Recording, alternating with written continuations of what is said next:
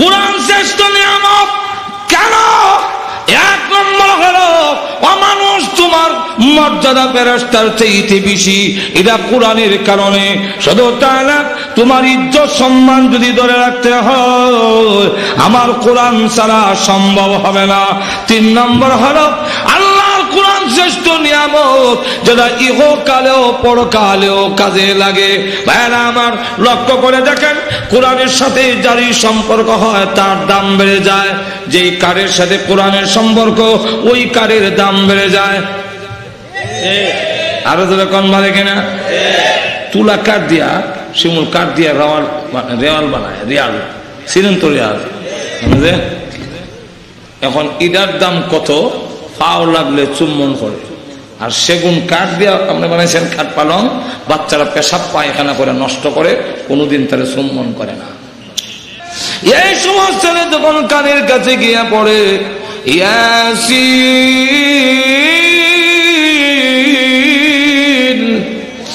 যেই মাত্র সূরা ইয়াসিন তেলাওয়াত করে এমনি আল্লাহ ডাক দেয়া বলেন, ও ফেরেশতারা আর কষ্ট দিও না, চাপ দিও না, সূরা ইয়াসিনের তেলাওয়াতের বরকতে আমি আল্লাহ এই মুহূর্তে তার মরণের কষ্ট মাফ করে দিয়েছি।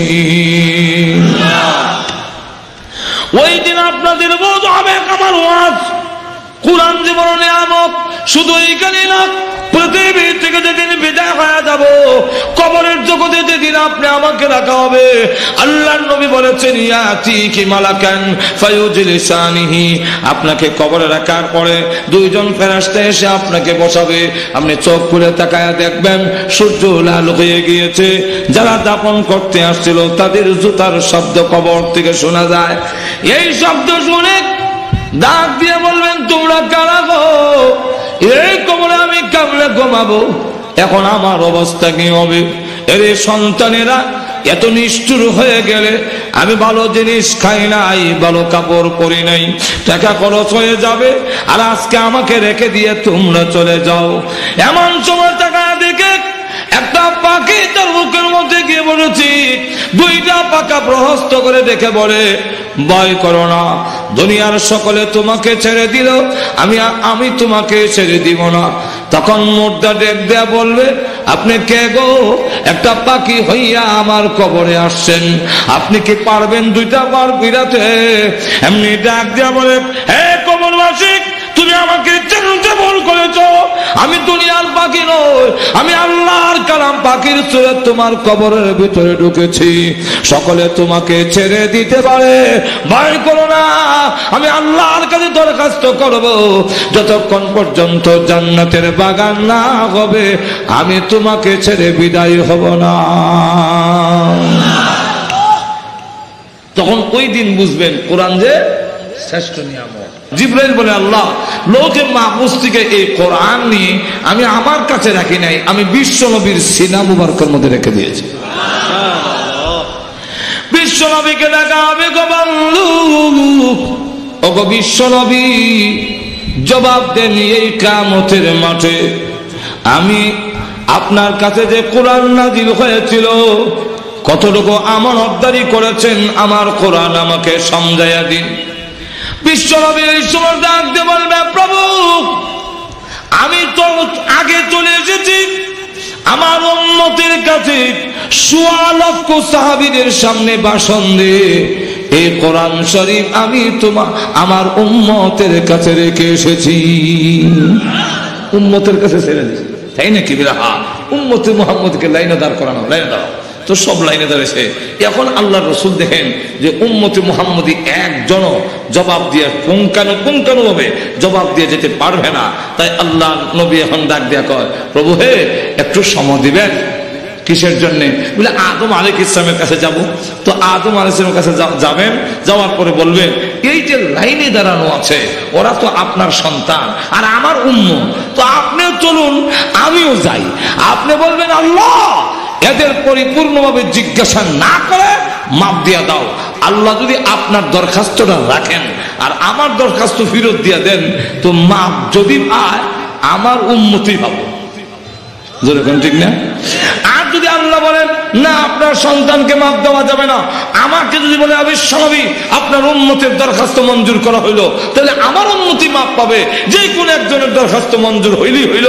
2 নম্বর হইল আপনি প্রথম নবী, আমি শেষ নবী, দুইজন মিলে যখন আল্লাহর কাছে দরখাস্ত করব, তখন আল্লাহ এর ভিতরে গোটা নবী, সকল নবী আছেই বোঝা যায়, প্রথম নবী শেষ নবী আছেন। আদম আলাইহিস সালাম বলবেন, হে বিশ্ব নবী, আজকের কিয়ামতের মাঠে আপনার উম্মতের পক্ষে আমি কোনো কথা বলতে পারবো না, আমার সন্তানের পক্ষে আমি কোনো কথা বলবো না। বিশ্ব নবী তখন ব্যর্থ হইয়া আল্লাহর দরবারে কান্দা শুরু করবেন, প্রভু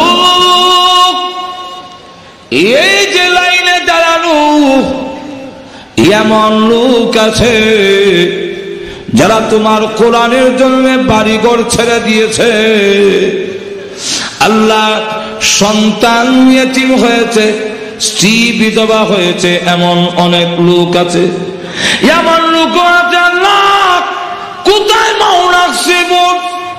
আল্লাহ ওই এলাকার লোকেরা জিন্দেগিতে কোনোদিন তোমাকে দেখে নাই, আমাকেও দেখে নাই গো আল্লাহ। এরপরও তারা যে কোরআন শরীফ ধরে রেখেছিল, পরিপূর্ণ ভাবে ধরতে না পারলেও কিছু তো হলো কোরআন ধরেছে। এদেরকে যদি জিজ্ঞাসা করো এরা জবাব দিতে পারবে না, একটু আসান করে দাও। আল্লাহ তখন ডাক দিয়া বলবেন, ওগো বিশ্ব নবী আর কান্দেন না, আমি আল্লাহ কোরআনের কাছে দায়িত্ব ছেড়ে দিয়েছি। কোরআন যার কথা বললে আমি তাকে মাফ করে দেব। এখন কোরআন ধরে ধরে আনবে, এই যে ছবি আব্দুল সত্তার, আব্দুল গাফফার, আব্দুল করিম, আব্দুল রহিম, আল্লাহ এই জানলাম। আল্লাহ বলবেন এক একজনের নামে 99টা করে কেস আছে, 99টা যাও। কোরআন শরীফ তখন যারা করবে আল্লাহর সাথে এইভাবে, 2 কথার 1 কথা, হয়তো তুমি তাকে মাফ করো, আর নাইলে বলো আমি তোমার কোরআন না, তোমার কালাম না, 2টার 1টা। আর তৃতীয় কোনো কথা বুঝি না। আল্লাহ বলবেন তুমি আমার কালাম, আমার কথা, আমার কথাকে আমি অস্বীকার করতে পারি, অস্বীকার করতে না পারলে তার হাত ধরছি, তোমার জাতের কসম করে বলি জান্নাতে না পৌঁছে ছাড়বো না। আল্লাহ তখন ডাক দিয়ে বলবেন, কোরআন তোমার দরখাস্ত মঞ্জুর করে তার জিন্দেগীর সমস্ত অপরাধ মাফ করে দিলাম। ওই দিন তখন বুঝবেন কোরআন যে শ্রেষ্ঠ নিয়ামত। আল্লাহ রাব্বুল আলামিন কোরআনের সাথে সম্পর্ক করা, আমাদের ছেলে মেয়েগুলোকে মাদ্রাসায় দেওয়া, এবং আমরা যেন কোরআনের সাথে সম্পৃক্ত থাকতে পারি। কোরআন আমাদের ধরবে, আমরাও কোরআন ধরতে হবে। আল্লাহ আমাদের সকলকে তৌফিক দান করুন। সকলে জোরে সোরে বলেন আমিন। ওয়া আখিরু দাওয়ানা আলহামদুলিল্লাহি রাব্বিল আলামিন। দুরূদ শরীফ পড়েন, এখন দোয়া হবে, একটু মেহরবানি করে বসেন। اللهم صل على سيدنا مولانا محمد وعلى آله وأصحابه وبارك وسلم اللهم آمين. ربنا ظلمنا أنفسنا وإن لم تغفر لنا وترحمنا لنكونن من الخاسرين. ربنا اغفر لنا ولوالدينا رب ارحمهما كما ربياني صغيرا رب ارحمهما كما ربياني صغيرا. رب العالمين तमाम জীবনের গুনার বোঝা মাথায় নিয়ে আসামির বেশে, অপরাধীর বেশে, ভিক্ষুক খাঙ্গালের মতো আলেম ওলামা নিয়ে, সাদাদারিওয়ালা মুরব্বি নিয়ে, নওজোয়ান ভাইদেরকে নিয়ে, মাসুম বাচ্চা নিয়ে, পর্দার আড়ালের নেককার মা বোনদেরকে নিয়ে, আল্লাহ আমি গুনাহগার প্রভু হে, মুসাফির অবস্থায় হাত বাড়াইলাম, মেহেরবানি করে জিন্দেগির গুনাহ মাফ করে দাও আমিন। আল্লাহ জানি না গো আজকের এই মোনাজাত কার জন্য জীবনের শেষ মোনাজাত। কত মানুষ ঘুমায় আর ওঠে না, কত মানুষ ঘর থেকে বের হয় আর ঘরে ফিরে আসে না। আল্লাহ জানি না কার জন্য কাফনের কাপড় দোকানে জমা হয়ে গেছে।